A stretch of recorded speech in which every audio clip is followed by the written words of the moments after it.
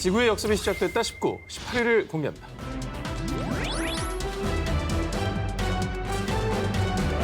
인도 북부를 가로지르는 인도의 상징. 자그마치 4억여 명의 물 공급원인 생명의 원천. 바로 겐지스강입니다. 힌두 문명의 발상지인 겐지스강은요, 힌두교인들에게는 숭배 대상인 성스러운 강 그 자체죠. 파괴의 신 시바가 세상을 정화시키기 위해서 하늘에 있던 겐지스강을 땅으로 흘러내렸다고 믿기 때문인데요. 그래서 힌두교인들은요, 치유력이 있는 성스러운 겐지스강에서 몸을 씻으면 자신의 영혼 또 죄까지도 씻을 수 있다고 믿는다고 합니다. 자, 그런데 말입니다. 이 성스러운 강 겐지스강은요.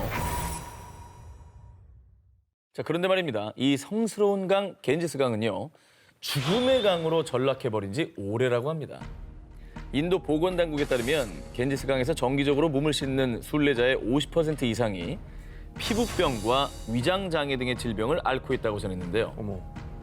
그 원인 중에 하나가 바로 겐지스강에 죽은 이를 떠나보내는 의식 때문입니다.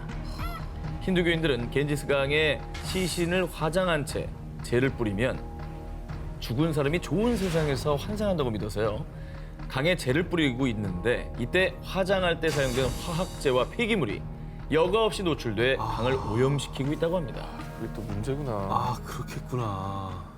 근데 이제 성스러운 겐지스 강을 좋아하니까 이렇게 숭배시하는 거 아니겠어요? 이제는 좀 본인들의 건강과 생존을 위해서는 좀 관습을 바꿨으면 하면 싶네요. 자, 그리고 또 큰 문제는요. 겐지스강을 가득 메운 쓰레기들입니다. 아하. 강 인근 주민들의 생활 쓰레기를 비롯 공장의 폐수와 산업 폐기물이 여과 없이 그대로 겐지스강으로 흘러가고 있다고 합니다. 무단 방류되고 있는 것이죠. 아이고, 이것도 참 이게 사회 시스템 문제인데 이게 안 갖춰져 있으니까 어쩔 수 없이 저렇게 되는 거잖아요. 그대로 저렇게 흘러보내주면 안 될 것 같네요. 자, 그래서 2010년부터요. 인도 당국은 겐지스강의 오염 사태의 심각성을 깨닫고 40억 달러, 약 4조 6천억 원 규모의 겐지스강 수질 개선 프로젝트에 착수, 2020년까지 강을 정화하겠다고 발표했습니다. 자, 그래요. 시간이 좀 흘렀는데 네. 겐지스 강 지금은 깨끗해졌습니까?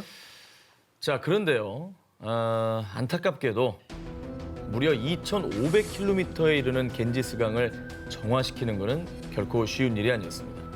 2019년 인도 환경부에서 겐지스강의 86개 지점에서 검사를 한 결과 무려 78개 지점이 식수 부적합 판정을 받았다고 합니다. 이게 오염의 정도가 좀 심했나 봐요. 얼마나 오염이 됐으면 이게 10년 동안 노력을 했는데도 세월이 있으니까요. 식수로 부적합한 물이 나는 거는 굉장히 오염이 심했다는 거죠.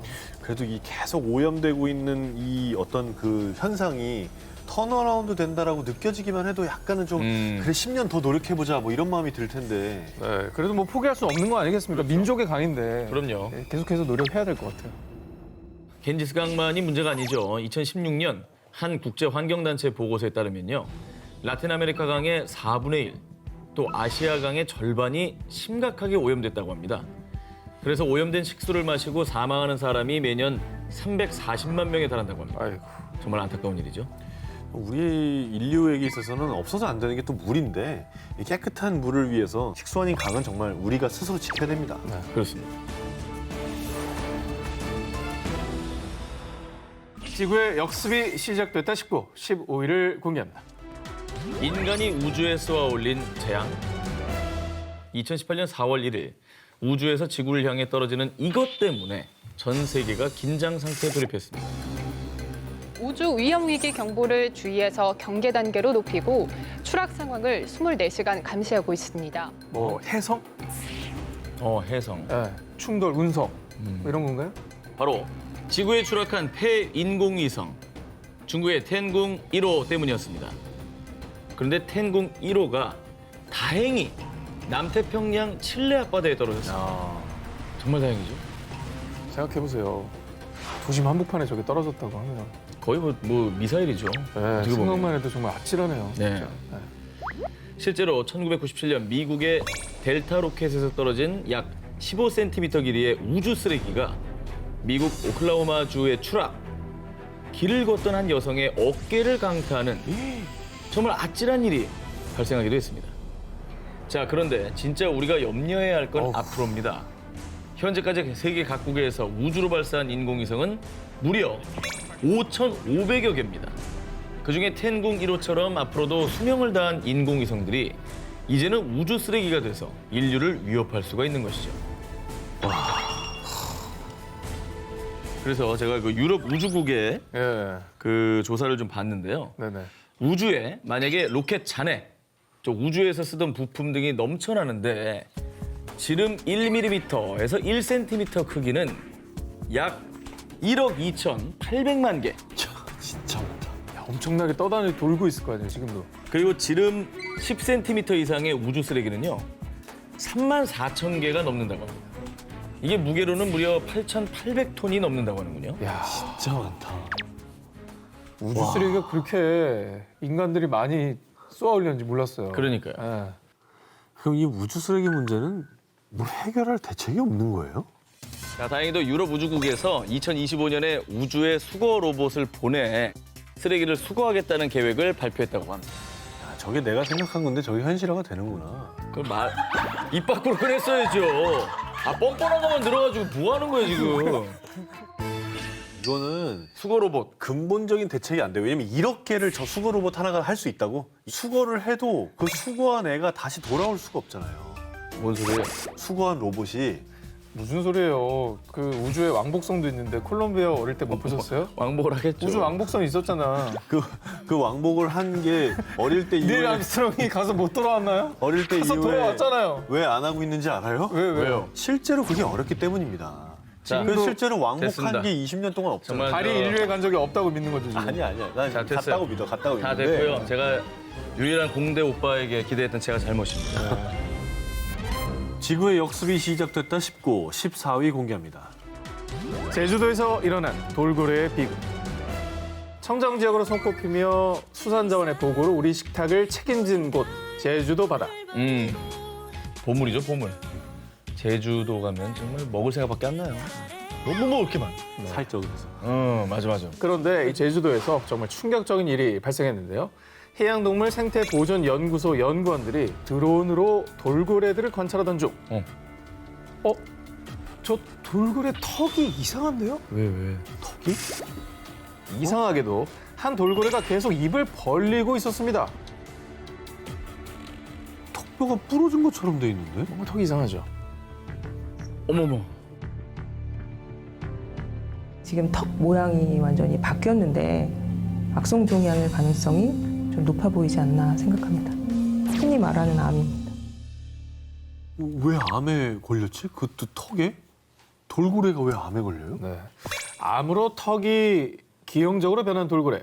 그런데 이 일이 정말 충격적인 이유가 있습니다. 국내의 남방 큰 돌고래는 먼 바다를 떠도는 것이 아니라 제주 연안에서만 서식을 해서요. 제주 바다의 환경 상태를 잘 나타내주는 지표종으로 알려져 있기 때문입니다. 그러니까 그만큼 제주도 해양 상태가 좋지 않다. 요 이제 증거겠네요. 그렇습니다. 그래서 국내의 한 해양 환경 단체에서도 제주도 바다가 독성 화학 물질과 발암 물질로 오염된 문제를 지적했는데요. 바다가 왜 오염됐겠어요? 바다가 인간들이 뭐 거기다 뭐 버리고 쓰레기? 등 공장 폐수 뭐 이런 것들 때문에 다 오염된 거죠. 그렇습니다. 실제로 2019년에만 약 1,500만 명의 관광객들이 제주도를 방문했고요. 제주도에 거주하는 인구 역시 계속 증가하는 추세인데요. 그러다 보니 문제가 발생, 하수 시설들이 감당하지 못한 오염된 생활용수와 공업용수가 그대로 바다에 흘러들어 바다를 오염시키고 있는 겁니다. 2018년 해양 오염 사고 통계에 따르면요. 제주 바다에 약 3만 리터의 오염 물질이 흘러들었는데 이 중에 87%가 하수 유출이었다고 합니다. 와, 제주도가 인구가 60만 정도일 텐데 방문한 관광객이 1,500만이에요? 뭐 그 정도로 뭐 국제적인 명성을 떨치고 있지만은 네. 그 이제 그림자네요, 어떻게 보면 그죠? 네, 어두운 면이 있는 거죠. 그리고 2017년 한국환경정책평가연구원 발표에 따르면 제주도 전역에 있는 해상 풍력 발전 단지도 해양 오염의 원인 중 하나로 지목되고 있다고 합니다. 발전기에 도료 등에서 화학물질이 흘러들어가 이게 또 오염을 발생시킨다고 하네요. 도료가 또 문제구나. 돌고래는 진짜 너무 미안하다. 살면서 자기가 암에 걸릴 줄 알았겠어요? 암에 걸린 돌고래는 영웅도 오늘 처음 본 것 같아요. 그러니까 바다가 우리한테 좋은 것만 주는데 우리는 뭐 해만 끼치고 있네요.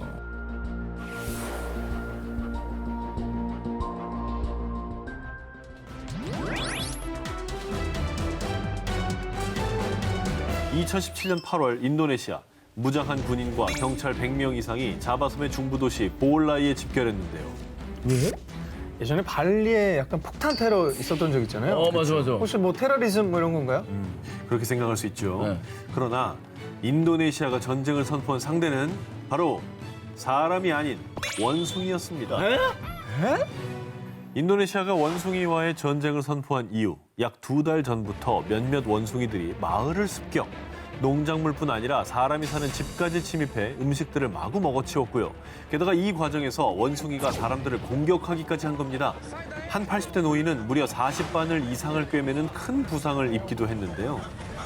종종 해외 뉴스 있잖아요. 그 원숭이한테 막 이렇게 공격당한 뉴스 보면은 거의 맹수예요. 근데 이것도 그러면 아까 우리 정 기자님께서 전해주신 북극곰 사태처럼 뭐 서식지의 문제인가요? 비슷합니다. 인도네시아의 국제동물구조단체에 따르면요. 원숭이들이 인간을 공격한 이유는 아이러니하게도 바로 인간 때문이었습니다. 인간들이 개발이라는 명목하에 인도네시아의 원숭이가 살던 서식지를 파괴했고 그로 인해서 터전을 잃고 먹이가 부족해지자 인간이 사는 마을까지 내려왔고 그 과정에서 분풀이를 하듯 인간들을 공격한 겁니다. 야, 알고 공격하는 것처럼 느껴지네요. 그죠? 결국 부메랑처럼 우리가 파괴한 자연 때문에 우리가 다시 공격을 받은 거네요. 살던 데가 없어지니까 쟤네들도 어디 가겠어요. 절박한 거죠. 그런데 이게 그냥 해프닝으로 끝날 일이 아니라 정말 끔찍한 일이 많았습니다.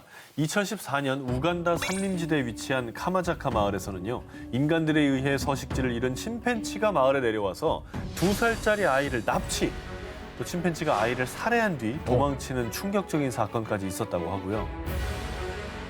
그러니까 머리가 좋으니까 힘없는 아이부터 공격을 한 거예요. 그렇죠?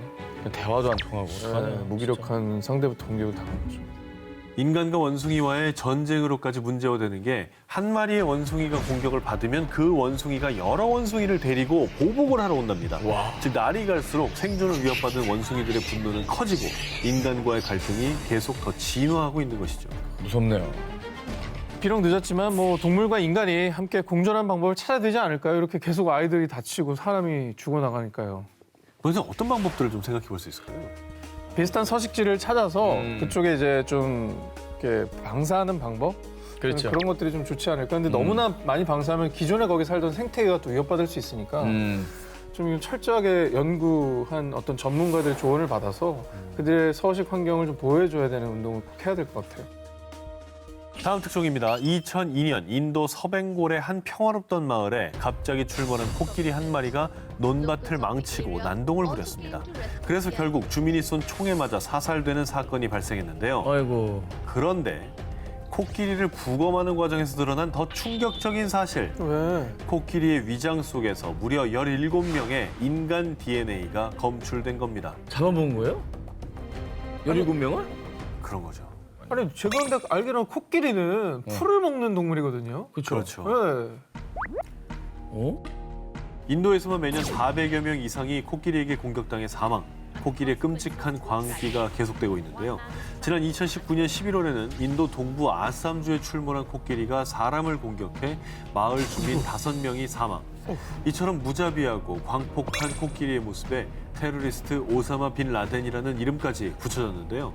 그래서 당시에 이 광기 어린 코끼리 포획을 위해 드론까지 띄워 추격.